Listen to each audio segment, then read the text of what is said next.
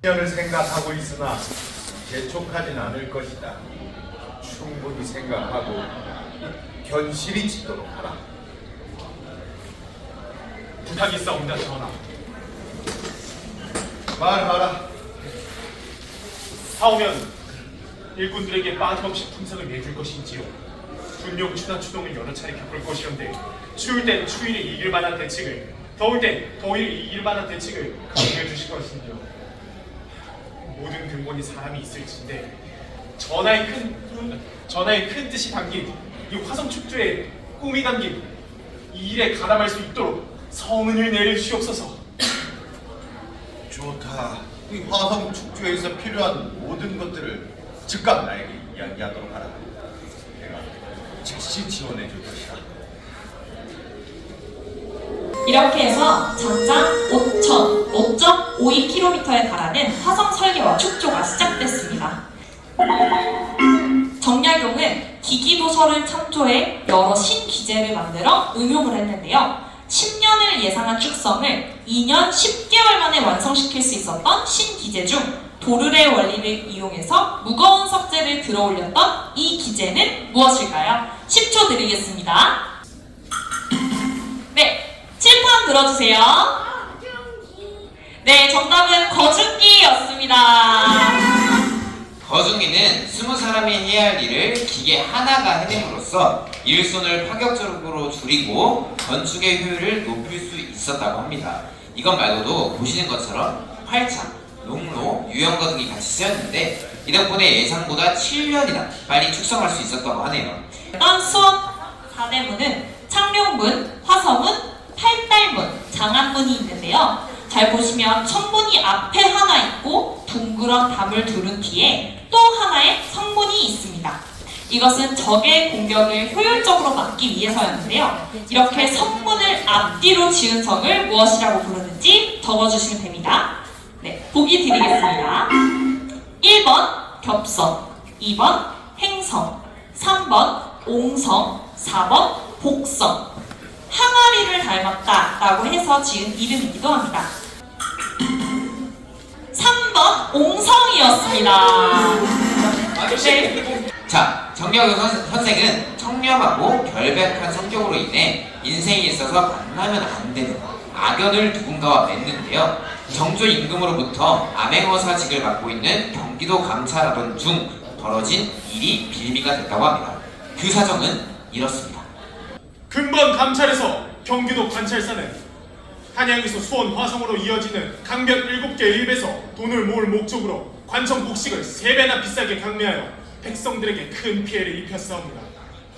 그 이후로 전하 깨워서 화성 행차가 잦아 그 길을 보수하는 비용이 많이 들기 때문이라고 핑계를 댔지만 그 길은 화성 행차와는 무관한 길이었사옵니다.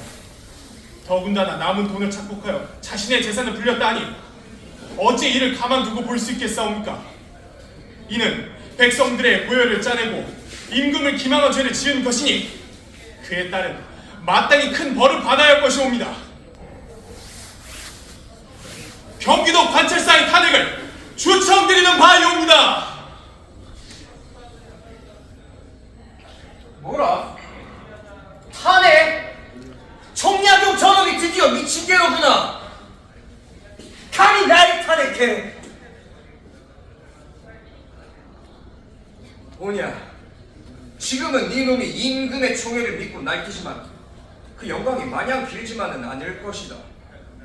네가 왕의 총애를 믿고 조정을 위젓는다면 난 왕대비의 총애를 믿고 버티는 수밖에. 어디 한번 겨뤄보자.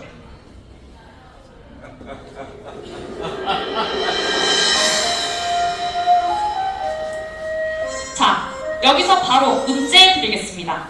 과연 경기도 관찰사를 지냈던 거친 태클의 사나이의 이름은 무엇일까요? 어려우실까봐 객관식으로 출제하도록 하겠습니다. 1번 서용복, 2번 이율곡, 3번 이완용.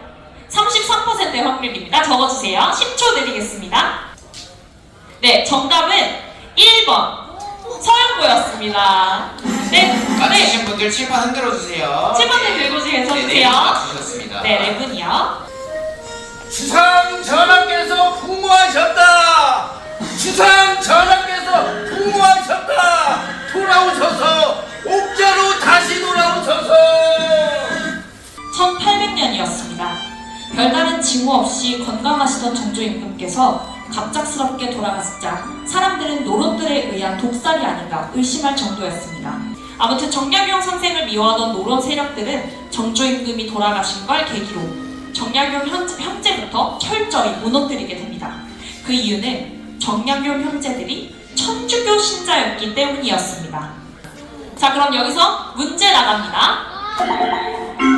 1800년 정조 임금이 돌아가시자마자 1801년 노론 세력에 의해 천주교 종교 탄압이 벌어지며 많은 신자들이 순교한 사건을 뭐라고 할까요? 네, 보기 드리겠습니다. 1번 을사사화, 2번 갑자사화, 3번 기묘사화, 4번 신유박해. 네, 정답은 4번 신유박해였습니다. 네, 맞추신 분들 칠판을 잠시 들고 있어 주시겠어요? 네.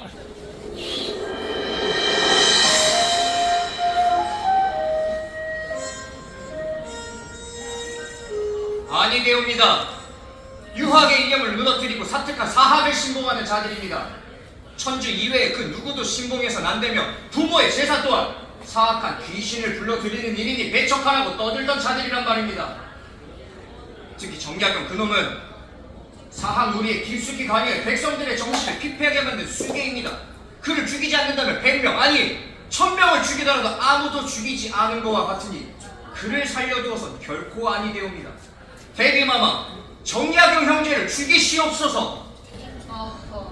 이렇게 난감할 때는 분명 죽을 이유는 있지만 다시는 천주교를 가까이 하지 않겠다며 이렇게 각서까지 쓰지 않았어요. 쓰면 살려주겠다고 해서 쓰게 한 것인데 썼음에도 죽인다면 내 말에 걸려 내 스스로 쳐버리는 꼴 아닙니까?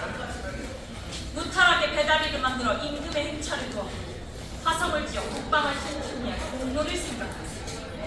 더군다나 선왕의 지극한 총애를 받던 자는 선왕이 죽자마자 죽은다며 정치적 공로를 입을 모아 비난을 받아는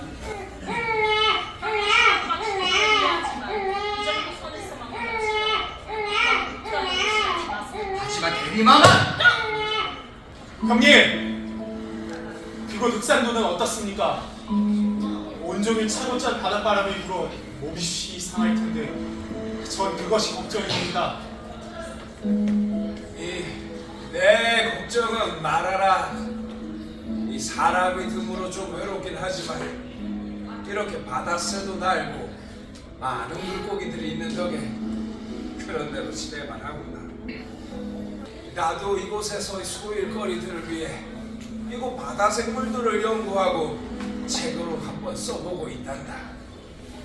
보이는 게 오직 그것뿐이니 나의 유일한 소일거리랄까. 내 이 글이 완성되는 대로 너에게 한번 보낼 터이니 보고 감상을 좀 바라다오. 저도 여기서 책을 읽고 책을 쓰며 형님께 책을 보내드릴 터이니 부족한 점이 있으면 말씀해 주십시오. 형님! 그곳에서 버텨내셔야 합니다. 적어도 마지막 생은 고향집에서 마쳐야 하는 게 아닐런지요. 우리에게 힘을 주어 기약돼 있는 그날을 위해 자 우리들의 외침 세상이 들으리라. 백성이 오는 뜨거운 열정 사랑하는 나라를 위해.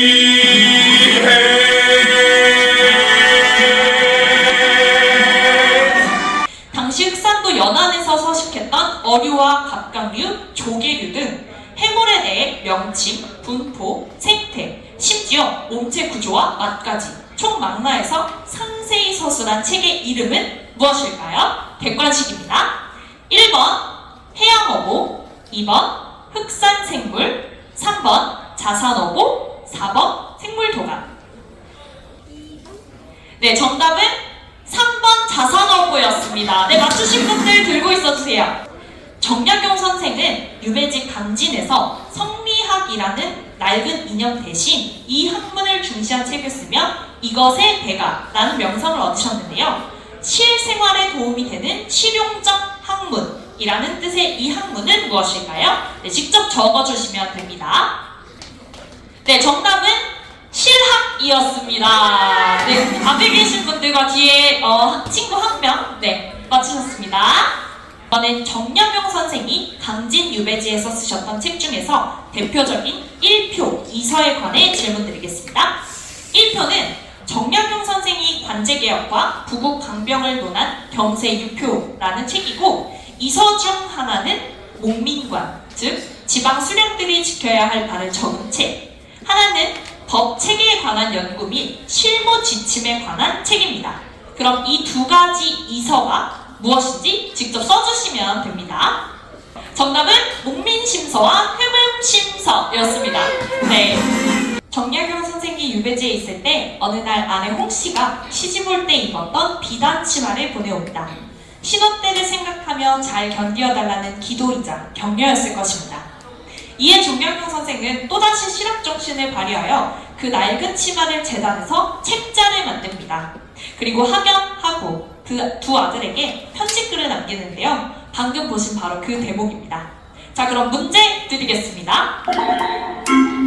부인 홍씨가 보낸 바래고 해진 붉은 치마를 잘라서 만든 이 서첩은 2010년에 보물로 정해지는데요. 이 서첩의 이름은 무엇일까요? 네, 직접 적어주시면 됩니다.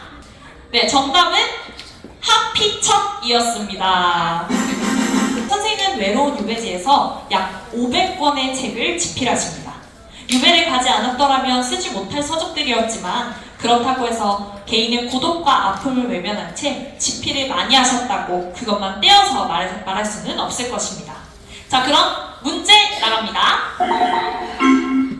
500권의 책을 쓰셨던 곳에 집 이름을 맞추는 문제인데요. 만덕산 기슭에 있어 강진만이 한눈에 굽어 보이는 이 작은 사적지의 이름은 무엇일까요? 맞춰주시면 됩니다. 네, 정답을 적어주세요. 정답은 다산초당이었습니다. 네. 그리고 다산초당에서 18해 만에 유배가 풀렸다는 소식을 듣는데요. 서영보가 관직에서 은퇴를 하면서 비로소 유배에서 풀려나게 되는 겁니다. 눈물이 날 만큼 오로지 무상한 서울뿐이야. 이제 여기서 뭘 하실 겁니까? 가져온 책을 한 대 묶고 정리해야겠지. 그리고 죽음을 불러기 기다려야겠지.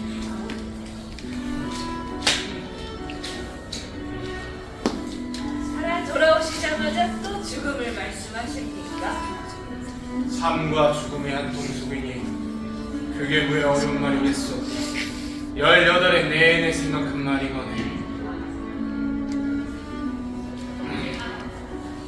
다만 그동안 당신에게 못했던 정 그렇게 베풀면서 당신과 함께 죽을 때까지 같이 살 거요. 부디 좀 그래 주시구려. 18해 남편 없는 서름 그렇게라도 좀 채워주시구려.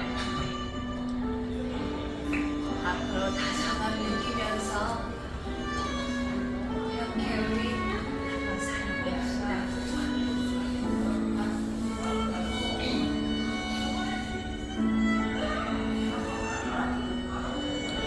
내 약속하리다.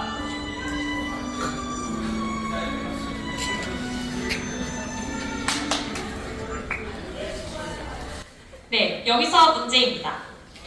정약용 선생이 태어나시고 최후를 보냈던 이 집의 이름을 맞추는 문제인데요. 참고로 겨울 시냇물을 건널 때처럼 항상 조심하며 삶을 살아야 한다는 뜻을 담았다고 합니다. 그리고 다산이라는 호 말고도 이 호로도 자주 불리셨다고 하는데요. 집의 이름을 직접 적어주세요. 10초 드리겠습니다. 네, 정답은 여유당이었습니다. 네, 맞추신 분 계신가요? 오늘 최후의 1인 경원급제에 등극하였습니다. 박수 한번 주세요. 국제 성명 홍의현 위사람은 2023년 제1회 정약용 골든벨에서 장원으로 급제하였기에 이에 상장을 수여하고 남양 주시자. 뜨거운 박수 부탁드리도록 하겠습니다.